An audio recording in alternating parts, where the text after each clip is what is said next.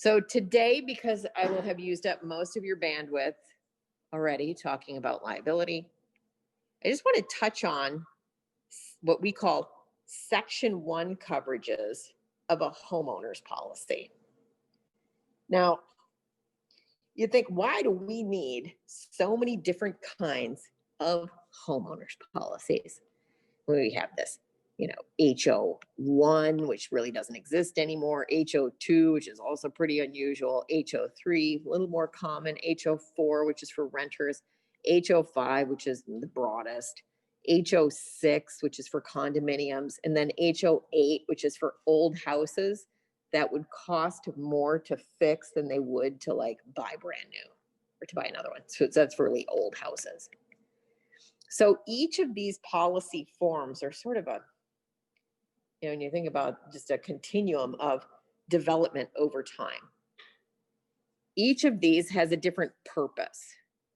The policy form number HO1 is rarely used today, and it only had coverage for the structure itself. No coverage in an HO1 for your personal property, no coverage for liability. It was just literally for the structure itself. And it was what we call a named peril policy. Now, that's different from policies that are all risks. So an HO3 is all risks, and HO5 is all risks. And notice we're talking about coverage for the structure itself, the house, the garage, the attached fixtures, versus coverage for your stuff that's inside, right? So if you have a home that you own, a literal house, it's going to be like a traditional standalone home. In theory, you could insure it on any one of these forms, HO1, 2, and 3, or an HO5, or an HO8. This renters and condo are special forms. Renters, of course, you don't have coverage for, replacement of the roof, or, if you have some sort of physical damage to the structure, the only coverage that you would have would be liability coverage in case you're responsible for the damage that you do. Then yes, your liability that portion of your policy that covers liability losses will pay for that. But if the whole place burns down to the ground, you've got coverage on your stuff. You also will have coverage on living somewhere else, but that's a Section 2 coverage we're going to get to on Wednesday. So these policies that cover the home that you own, and a condo. Let's spend a minute talking about condos.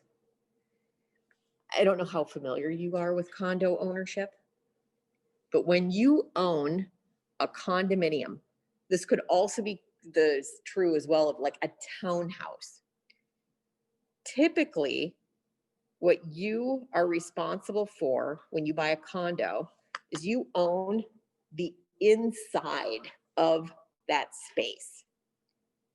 The physical structure itself is owned by the condo association, and it's insured by the condo association.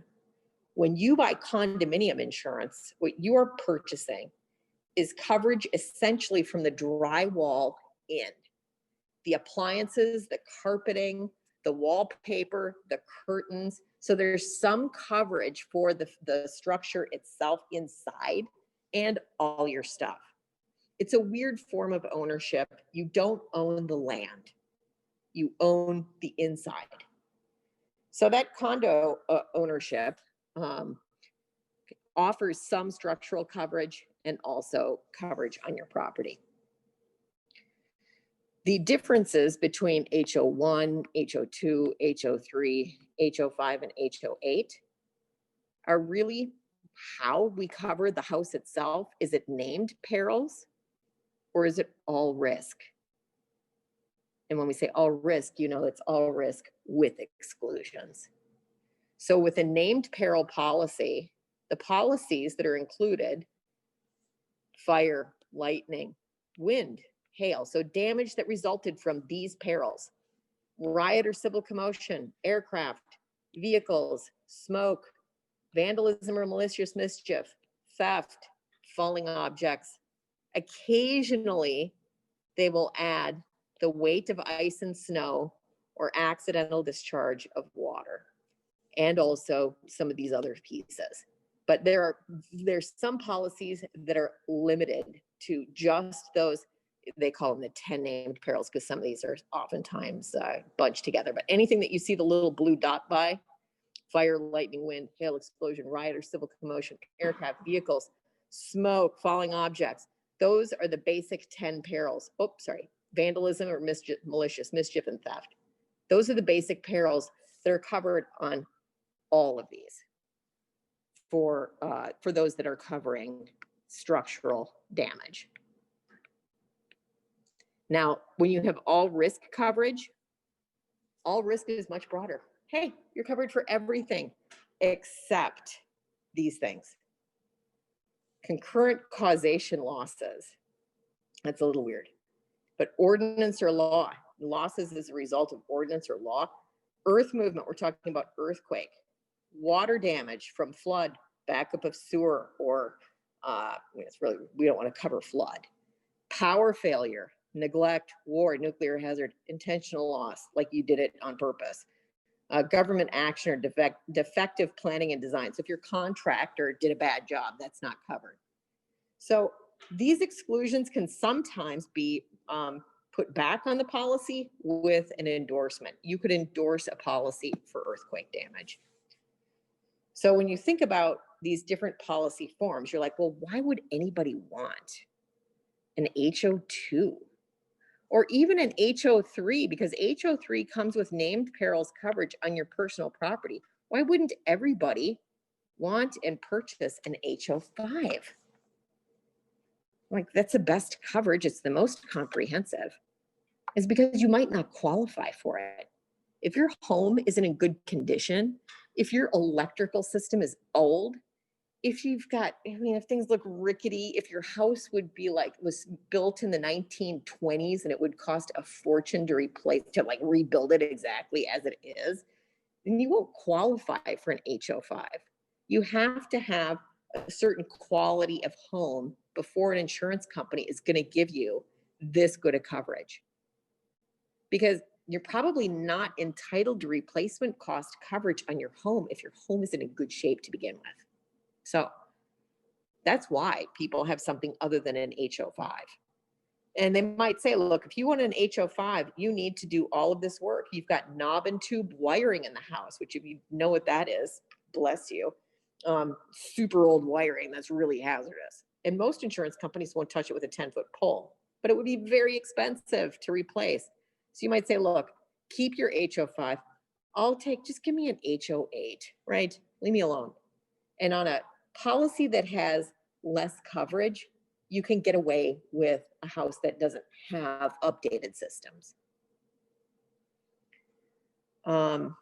With personal property coverage, it is far more common that we're just going to cover it for the named perils that are listed below. Because property walks away all the time, right?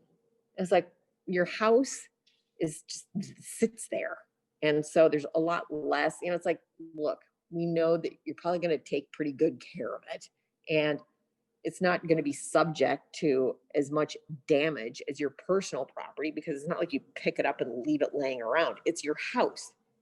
Whereas with personal property, you're going to be covered for named perils for almost all of it, with one exception. An HO5, again, gives you all risk coverage other than those things that are specifically excluded. All right.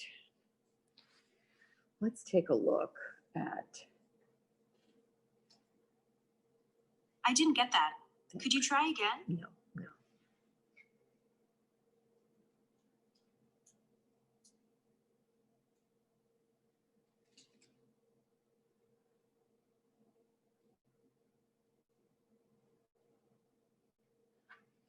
Now, we'll also talk about let's save on Thursday, we'll talk about Section 2 coverage, but I want to spend a minute talking about a personal liability umbrella policy. And a personal liability umbrella policy generally sits on top of your homeowners and your auto and maybe your boat.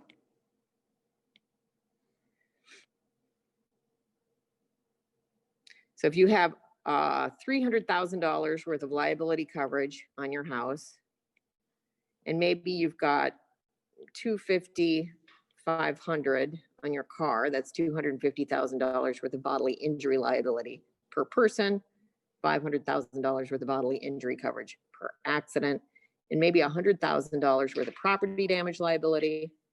So BI per person, bodily injury per accident. This is the next chapter, the car one. 100,000 property damage per accident.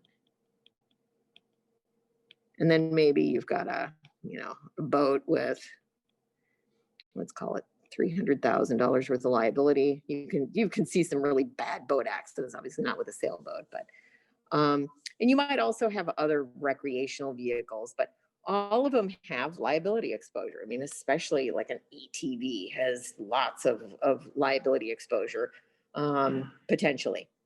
And so you have all of these individual risks that, if you have a dog that bites somebody at your home or a pool or a trampoline, that's a real source of liability risk.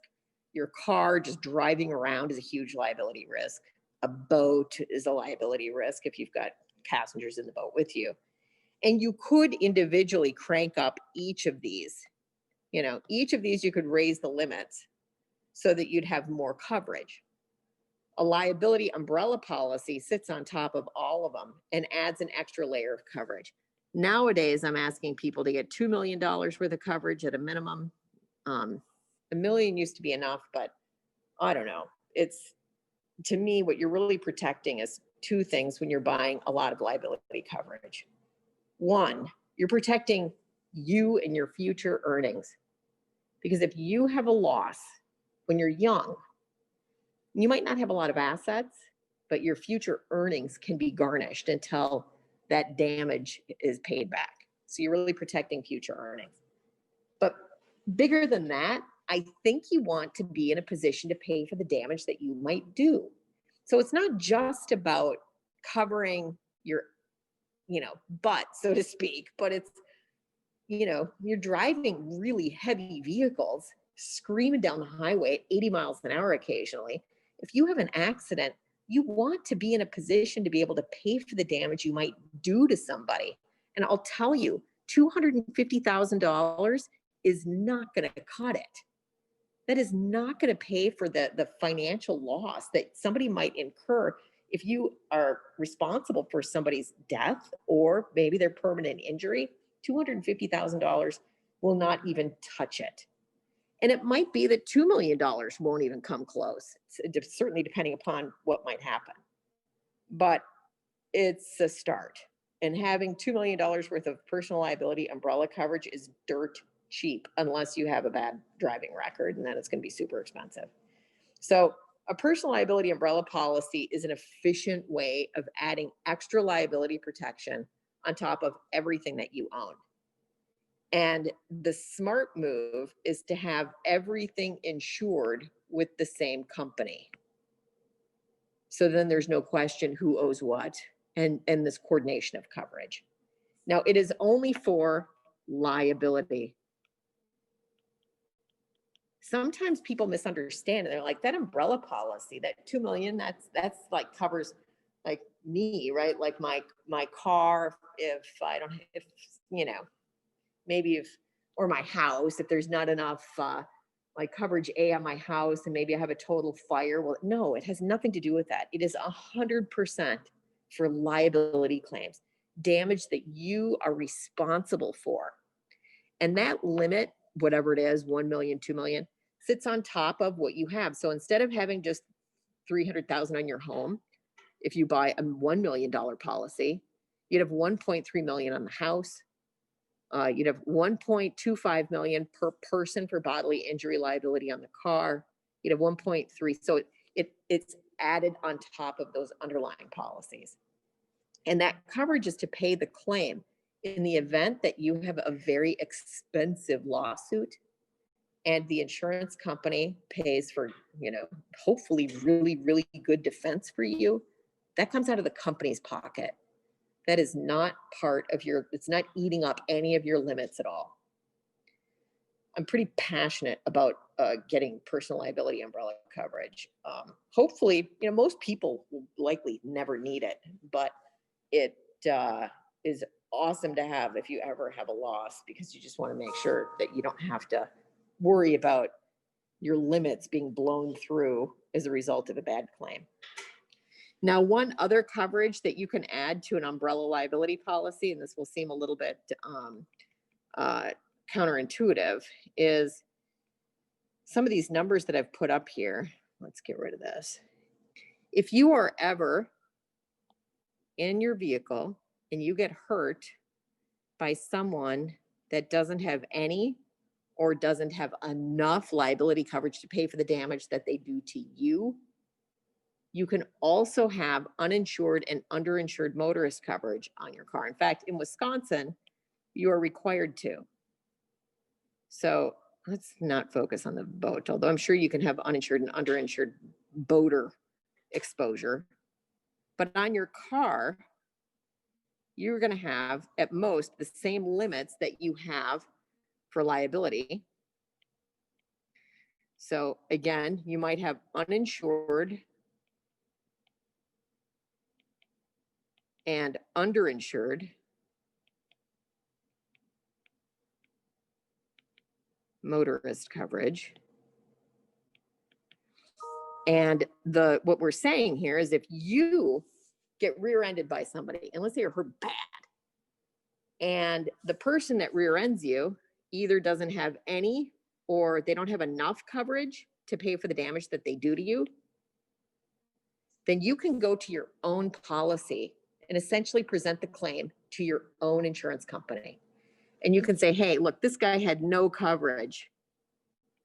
And your insurance company is going to say, well, okay, that uninsured and underinsured motorist coverage only pays for your injury, not for the damage to your vehicle. What's your injury? You'd be like, I haven't worked for, months, my headache, I've got permanent injury, and they will negotiate that claim with you. Now, let's say your injuries are significant and they would blow through your uninsured and underinsured motorist coverage. You could also add an extra layer of that onto your umbrella. It's essentially doubles the price, but it protects you in case you have a horrific injury that's the result of an uninsured or underinsured motorist. And I've seen those policies kick in. That claim I told you about earlier, where the triathlete was killed as a result of the diabetic that failed to take his meds. The triathlete had $1 million worth of uninsured and underinsured motorist coverage. And the diabetic had he had minimum amounts. He had like $50,000 worth of coverage for liability losses. And so the policy limits were tendered by the diabetic's insurance company. So that $50,000 was paid. The policy limit to the heirs, to the triathlete's surviving family. And then the underlying, the $1 million worth of uninsured and underinsured motorist coverage kicked in. And the way that it works is, since he had coverage, it's $1 million minus the coverage that was in place. So they ended up with a $950,000 claim for underinsured motorist damages. And so the family ended up getting $1 million as a result, but they went through their own policy to get that difference. So it can be pretty meaningful because the triathlete had very little life insurance in force, which was sort of surprising. And I don't know how he ended up with $1 million worth of uninsured and underinsured motorist coverage. It's very unusual. So, all right. I think that is enough for today.